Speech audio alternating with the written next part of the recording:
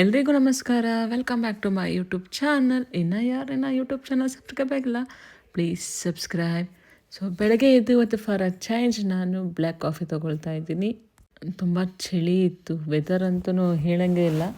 ಏಕೆಂದರೆ ಸುತ್ತ ಮನೆಗಳಂತೂ ಇಲ್ಲ, ಒಂಟಿ ಮನೆ ಜೊತೆಗೆ ಸುತ್ತ ಅಡಿಕೆ ಮರಗಳು, ಕಾಫಿ ತೋಟ ಆಗಿರೋದ್ರಿಂದ ತುಂಬ ಅಂದರೆ ತುಂಬ ಚಳಿ ಇರುತ್ತೆ. ಹಾಗಾಗಿ ಫಾರ್ ಅ ಚೇಂಜ್ ಇವತ್ತು ಬ್ಲ್ಯಾಕ್ ಕಾಫಿ ತೊಗೊಂಡಿದ್ದೀನಿ, ಬಟ್ ನಾಟ್ ಡೈಲಿ, ಯಾವಾಗಾದರೂ ಒನ್ಸ್ ತೊಗೊಳ್ಬಹುದು.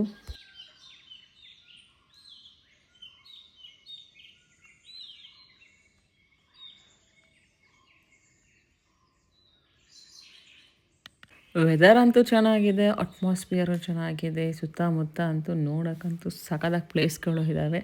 ಹಾಗೆ ನನಗೆ ವಾಕ್ ಮಾಡೋದಕ್ಕೂ ತುಂಬ ಈಸಿ ಆಯಿತು. ರೋಡಿಗೆ ಹೋಗಂಗಿಲ್ಲ, ಎಲ್ಲೂ ಇಲ್ಲ, ಮನೆ ಮುಂದೆ ಬಾಂಧನ ಆಟಾಡೋಕ್ಕೆ ಬಿಟ್ಬಿಡ್ಬೇಕಾದ್ರೆ ನಾನು ವಾಕ್ ಮಾಡ್ಕೊಬೋದು. ಆಂದೆಲಲ್ಲಾದರೆ ಮನೆ ಒಳಗಡೆ ಮಾಡ್ತಾಯಿದ್ದೆ, ಇವಾಗ ಮನೆ ಹೊರಗಡೆ ಮಾಡ್ತಾಯಿದ್ದೀನಿ. ವೆದರ್ ಸೂಪರಾಗಿದೆ.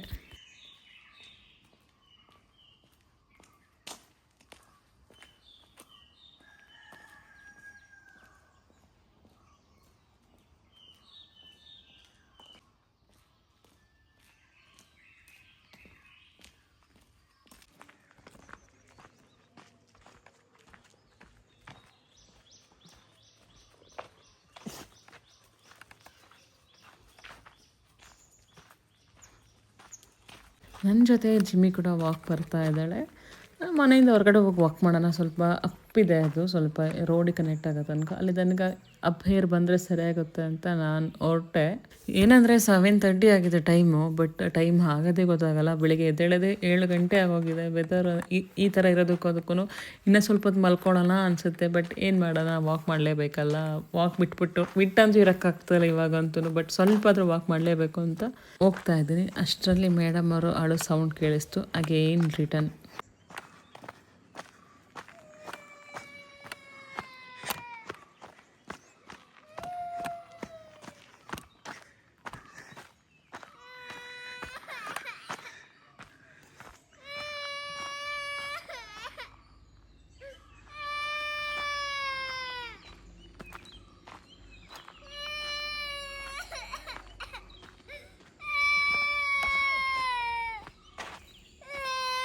ಯಾಕೆ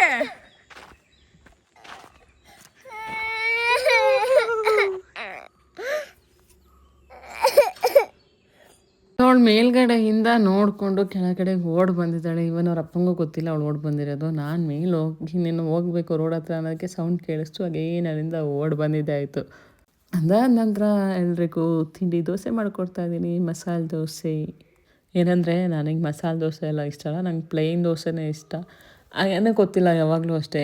ಲಾಸ್ಟಲ್ಲಿ ನಾನು ಬರೀ ಪ್ಲೇನ್ ದೋಸೆ ಮಾಡ್ಕೊಂಡ್ಬಿಡ್ತೀನಿ. ಮಸಾಲೆ ದೋಸೆ ಒಂದು ತಿನ್ನೋಕ್ಕೂ ನಂಗೆ ಕಷ್ಟ ಆಗುತ್ತೆ. ಹಾಗಾಗಿ ಎಲ್ರಿಗೂ ಮಸಾಲೆ ದೋಸೆ ಮಾಡಿ ನಾನು ಲಾಸ್ಟಲ್ಲಿ ನಾರ್ಮಲ್ ದೋಸೆ ಮಾಡ್ಕೊಳ್ತೀನಿ. ಬಾಂಧವಿ ಅಂತೂ, ಅಮ್ಮ ಚಟ್ನಿ ಬೇಡಮ್ಮ, ತುಪ್ಪ ಬೇಕಮ್ಮ. ಮೇಡಮ್ ತುಪ್ಪ ಹಾಕಿ ದೋಸೆ ಮಾಡಿಕೊಡ್ಬೇಕು, ಆಯಿಲ್ ಹಾಕಿದ್ರೆ ಇಷ್ಟಪಡಲ್ಲ ಜಾಸ್ತಿ.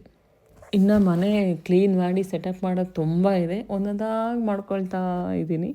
ಸ್ವಲ್ಪ ಟೈಮ್ ಸಿಕ್ಕಾಗ ಸ್ವಲ್ಪ ಮನೆ ಕಡೆನೇ ಗಮನ ಕೊಟ್ಕೊಂಡು ರೆಡಿ ಮಾಡ್ಕೊಳ್ತಾ ಇದ್ದೀನಿ. ಬ್ರೇಕ್ಫಾಸ್ಟಿಗೆ ದೋಸೆ ತೊಗೊಂಡೆ, ಪಲ್ಯ ತೊಗೊಂಡೆ, ಜೊತೆಗೆ ಕೋಸಿನ ಪಲ್ಯ ಕೂಡ ಆ್ಯಡ್ ಮಾಡ್ಕೊಂಡಿದ್ದೀನಿ.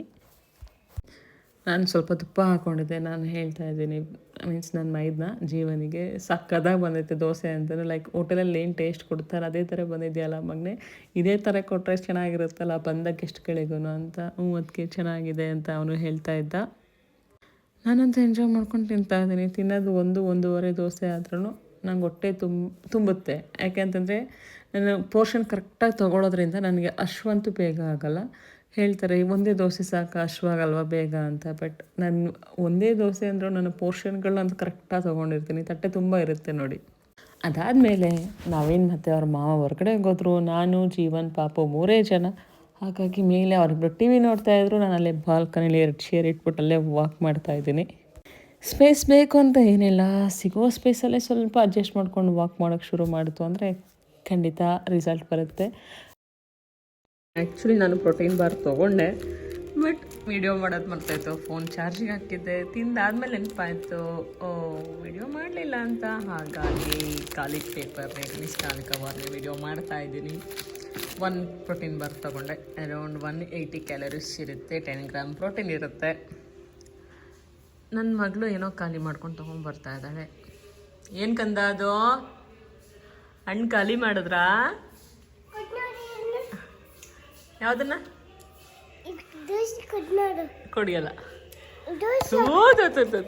ಮೂತಿನ ಇದು ಮುಖ ತೊಳ್ಕೊ, ಚೆನ್ನಾಗಿಲ್ಲ. ಬಾಂಧವ್ಯ ಪೊಮೊಗ್ರೆನೇಟ್ ಖಾಲಿ ಮಾಡ್ಕೊಬಂದ್ಲು. ನಾನು ಕಲ್ಲಂಗಡಿ ಹಣ್ಣು ತಿಂತಾ ಇದ್ದೀನಿ. ಏನು ಗೊತ್ತಾ, ಕಲ್ಲಂಗಡಿ ಹಣ್ಣು ಏನು ದೊಡ್ಡದಾಗಿ ಬಲ್ತಿರುತ್ತೆ, ಚೆನ್ನಾಗಿರುತ್ತೆ, ಟೇಸ್ಟಿಯಾಗಿರ್ಬೇಕು ಅಂದರೆ ಸ್ವಲ್ಪ ದೊಡ್ಡದೇ ತರಬೇಕು. ದೊಡ್ಡದು ತಂತು ಅಂದರೆ ಬೇಗ ಖಾಲಿ ಆಗೋಲ್ಲ. ಅಯ್ಯೋ ಅಂದ್ಕೊಂಡು ನಾನು ಇನ್ನೇನು ಖಾಲಿ ಮಾಡಲೇಬೇಕಲ್ಲ ಅಂತ ಖಾಲಿ ಮಾಡ್ತಾಯಿದ್ದೆ. ಹಾಗೆ ಊಟದ ಟೈಮ್ ಆಗಿತ್ತು. ನಾವು ಅನ್ನ ಸಾಂಬಾರು ಮಾಡೋಕ್ಕೆ ಟೈಮ್ ಆಗುತ್ತೆ ಅಂತ ವೆಜ್ ಫ್ರೈಡ್ ರೈಸ್ ಮಾಡೋಣ ಅಂದ್ಕೊಂಡು, ಆ ನಂತರ ನಂಗೆ ಪ್ರೋಟೀನ್ ಬೇಕಲ್ಲ, ಅದಕ್ಕೆ ಮೊಟ್ಟೆ ಹಾಕೋಣ ಅಂದ್ಬಿಟ್ಟು ಹೇಗ್ ವೆಜಿಟೇಬಲ್ ಫ್ರೈಡ್ ರೈಸ್ ಮಾಡಿದೆ. ಟೈಮ್ ಕೂಡ ಸೇವ್ ಆಗುತ್ತೆ ಆ್ಯಂಡ್ ಎಲ್ಲ ಅದು ತರಕಾರಿಯಿಂದ ಹಿಡಿದು ಪ್ರೋಟೀನು, ಕಾರ್ಬೋಹೈಡ್ರೇಟ್ಸ್ ಒಂದೇ ಮೀಲಲ್ಲಿ ಸಿಗುತ್ತೆ ಅಂತ ಅದೇ ಮಾಡ್ಕೊಂಡ್ವಿ. ಇವನ್ ನನ್ನ ನಾದಿನಿ ರೇಗಿಸ್ತಾ ಇದ್ಲು ಫೋನಲ್ಲೇ, ಅಣ್ಣ ಇಲ್ಲ ಅಂದರೆ ವೆರೈಟಿಯಾಗಿ ಮಾಡ್ಕೊತೀರಾ ನೀವು ಅಂತ. ಹೌದು, ನಾನು ಹಾಗೆ ಮಾಡೋದು. ಅವರಿಲ್ಲ ಅಂತಂದ್ರೆ ಯಾವಾಗಲೂ ವೆರೈಟಿ ಮಾಡೋದು. ನಾವೇನು ಅಂತ ಇರ್ತಾರೆ, ನಾನಿಲ್ಲ ಅಂದರೆ ಮಾತ್ರ ವೆರೈಟಿ ಮಾಡ್ತೀಯಾ ಅಂತ. ಊಟ ಮಾಡಿ ಹಂಗೆ ಟಿ ವಿ ನೋಡ್ತಾ ಮಲ್ಕೊಂಡ್ಬಿಟ್ಟಿದೆ. ಸ್ವಲ್ಪ ಎಷ್ಟ್ರ ಆಯಿತು, ಏನು ನೋಡ್ತಾ ಇದ್ದೀನಿ, ಬಾಂಧವ್ಯ ಏನು ಊಟ ಮಾಡಿದ್ಲು, ಸುತ್ತ ಅನ್ನ ಚೆಲ್ಲಿದ್ಲು, ಅದೆಲ್ಲ ಎತ್ತಾಗ್ತಾಯಿದ್ಲು. ನಾನು ಮಲ್ಗೋಕ್ಕೆ ಮುಂಚೆ ಹೇಳಿದ್ದೆ, ಮಮ್ಮ ತಿಂದ ಮೇಲೆ ನನಗೆ ಸುತ್ತ ಚಾಪೆ ಮೇಲೆ ಒಂದು ಅನ್ನನ ಇರ್ಬಾರ್ದು, ನೀಟಾಗಿ ಎತ್ತಾಕಬೇಕು ಅಂತ. ಅಯ್ಯೋ ಕಂದಮ್ಮ ಅಂದ್ಕೊಂಡು ಜೊತೆಗೆ ನಾನು ಸೇರ್ಕೊಂಡು ಕ್ಲೀನ್ ಮಾಡಿದೆ. ಆ ನಂತರ ಅವರಿಬ್ಬರು ಟಿ ವಿ ನೋಡ್ತಾಯಿದ್ರು. ನಾನು ಕೆಳಗಡೆ ಬಂದು ಸ್ವಲ್ಪ ಹೊತ್ತು ವಾಕ್ ಮಾಡೋಣ ಅಂತ ವಾಕ್ ಮಾಡ್ತಾಯಿದ್ದೆ. ನನಗೆ ಸ್ವಲ್ಪ ಟೈಮ್ ಇದ್ದಾಗ ವಾಕ್ ಮಾಡ್ತಾ ಇರ್ತೀನಿ ನಾನು ಯಾವಾಗ್ಲೂ, ಆದರೆ ಇಲ್ಲಿ ಟೈಮೇ ಆಗ್ತಾಯಿಲ್ಲ. ಇದು ನಮ್ಮ ಹೋಮ್ ಸ್ಟೇ ವ್ಯೂ ಆಗಿರುತ್ತೆ. ಅರೌಂಡ್ 6:30-7 ಗಂಟೆ ಅಷ್ಟೊತ್ತಲ್ಲಿ. ಹೊರಗಡೆಯಿಂದ ನೋಡೋಕ್ಕೂ ಸಖತ್ತಾಗಿರುತ್ತೆ, ಹಾಗೆ ಒಳಗಡೆ ಕೂಡ ತುಂಬ ಚೆನ್ನಾಗಿದೆ. ಲೈಟಿಂಗ್ಸ್ ಫುಲ್ ಆಗ್ತು ಅಂದರೆ ಇನ್ನೂ ಸಖತ್ತಾಗಿ ಕಾಣುತ್ತೆ. ನೋಡಿ ಹೆಂಗೆ ಇಟ್ಕೊಂಡಿದ್ದಾಳೆ ನನ್ನ ಮಗಳು. ಯಪ್ಪ, ಚೇರೆಲ್ಲ ಉಲ್ಟಾ ಮಾಡಿ, ಬೀನ್ ಬ್ಯಾಗ್ ಬಿಸಾಕಿ, ಚಾಪೆ ಹಾಕಿ, ದಿಂಬು ಎಲ್ಲೆಲ್ಲೋ ಇಟ್ಟು, ಜೊತೆಗೆ ಊಟ ಮಾಡಬೇಕು, ಹೊಟ್ಟೆ ಹಶ್ವಾಗುತ್ತೆ ಅಂತ ಹಾಕಕ್ಕೆ ದೋಸೆ ಮಾಡಿಕೊಟ್ಟೆ, ತುಪ್ಪ ಹಾಕಿದ್ದೀನಿ, ಜೊತೆಗೆ ಸಕ್ಕರೆ ಬೇರೆ ಹಾಕ್ಸ್ಕೊಂಡಿದ್ದಾಳೆ. ನನಗೆ ಸಕ್ಕರೆ ಫೇವ್ರೇಟ್ ಅಂತ. ಇಂಡಿಯಾ ಪಾಕಿಸ್ತಾನ್ ಮ್ಯಾಚ್ ಯಾರು ತಾನೇ ಮಿಸ್ ಮಾಡ್ಕೊಳ್ತಾರೆ? ನಾನಂತೂ ಮಿಸ್ ಮಾಡ್ಕೊಳಕ್ಕೆ ಚಾನ್ಸೇ ಇಲ್ಲ. ಬಾಂದಿಗೆ ಹೇಳಿಬಿಟ್ಟೆ ಮ್ಯಾಚ್ ಮುಗಿಯೋ ತನಕ ಏನೂ ಹಾಕಲ್ಲ ಅಂತ ಹೇಳಿ. ಆನಂತರ ರಾತ್ರಿ ಊಟ ಏನು ಮಾಡಲಿಲ್ಲ, ಫ್ರೆಂಚ್ ಫ್ರೈಸು, ಕಾಫಿಗೆ ಹೊಟ್ಟೆ ತುಂಬೋಯ್ತು ನನಗೆ. Thank you for watching. Subscribe ಆಗಿಲ್ಲ ಅಂದರೆ ಪ್ಲೀಸ್ ಸಬ್ಸ್ಕ್ರೈಬ್.